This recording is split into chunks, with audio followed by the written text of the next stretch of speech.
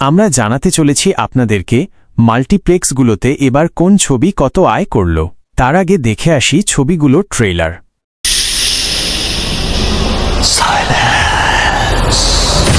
ওর এখনই এই অবস্থা, ওর ফিউচার ধরে থাকে। আমার ছেলেটারই বাইরে ফেলছে, মরার সময় পানি পাবি না রে জানোয়ার। এই সুখে দোয়াই করছি, সবাই যেন আমার মাফ করে দেয়। হঠাৎ সাইডা দিল যে আব্বা আমি পালে আসি না, সত্যি আইনের শাস্তি ভোগ করছে সে।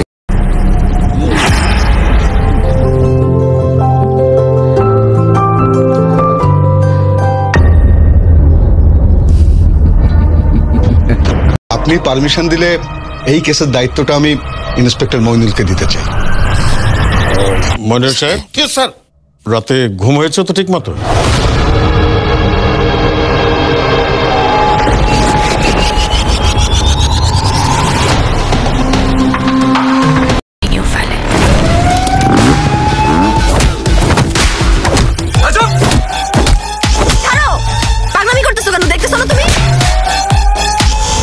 নিজের ছেলেকে মানুষ করতে পারলাম না, সারা জীবন তুমি একটা অমানুষ থেকে গেলে।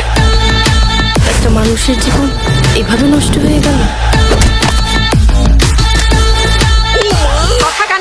ঈদের সিনেমার পঞ্চম দিনের মাল্টিপ্লেক্স আয়ের সারসংক্ষেপ। ঈদের পঞ্চম দিনেও মাল্টিপ্লেক্সে বাংলা সিনেমার সম্মিলিত আয় 1 কোটি টাকার বেশি, যা ছুটির পরেও দর্শকদের আগ্রহ ধরে রাখার একটি ইতিবাচক লক্ষণ।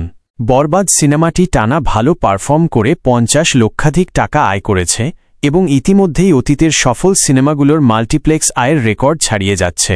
অন্যদিকে দাগি সিনেমাটি ঈদের প্রথম 5 দিনে ধারাবাহিকভাবে আয় বৃদ্ধি করে দর্শকপ্রিয়তার প্রমাণ দিয়েছে, এমনকি নেতিবাচক প্রচারণার মুখেও। জঙ্গলি প্রতিটি শো হাউসফুল থাকা সত্ত্বেও সীমিত সংখ্যক শোর কারণে তার পূর্ণ সম্ভাবনা দেখাতে পারছে না। চক্কর সিনেমাটি অন্যান্য সিনেমার তুলনায় কিছুটা কম দর্শক পেলেও ভালো আয় করছে। জিন 3 প্রথম সপ্তাহে সমস্যার সম্মুখীন হলেও দ্বিতীয় সপ্তাহে শো বৃদ্ধি পাওয়ায় ঘুরে দাঁড়ানোর চেষ্টা করছে।